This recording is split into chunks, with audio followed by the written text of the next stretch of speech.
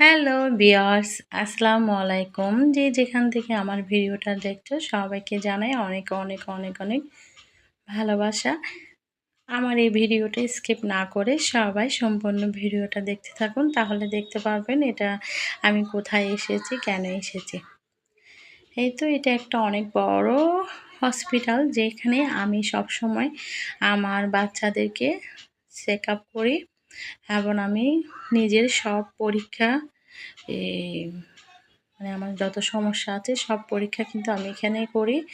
এটা অনেক সুন্দর একটা হসপিটাল, মানে টাকা পয়সা কিন্তু অত বেশি না, যেটা নিয়ম অতটুকুর মধ্যে আছে, কিন্তু ভালো চিকিৎসা এবং ভালো সব কিছু, পরিবেশটা অনেক ভালো। দেখতে পাচ্ছেন এখানে একটা খাবারের জন্য অনেক সুন্দর একটা আছে, অনেক ভালো ভালো খাবার করে। এখানে শেষ পর্যায়ে আমি চলে আসলাম।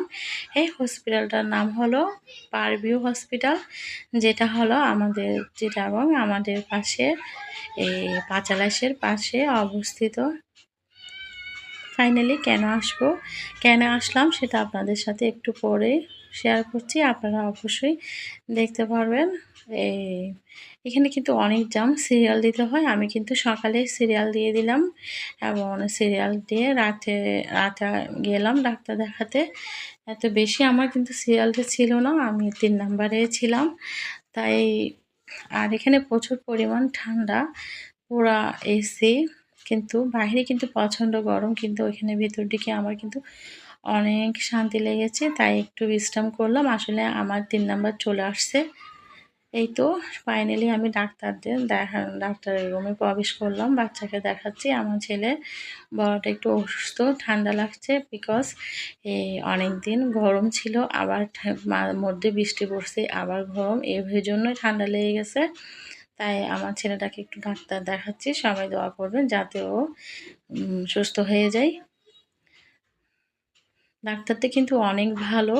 সবাই যদি বাচ্চার কোনো ছোটো বড়ো কারো সমস্যা থাকে ওনাকে কাছে দেখাতে চলে আসবেন। স্যার কিন্তু অনেক ভালো।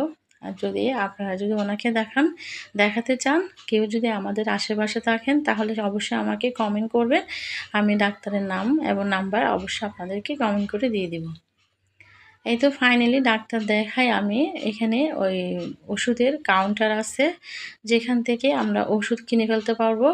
বাহিরে আর ঝামেলা করতে হবে না, কারণ বাহিরে যে দাম এখানে ভিতরে সে দাম আমি দেখেছিলাম। তাই আমি ওখান থেকে একটু সিরিয়াল ধরতে হয়, একটু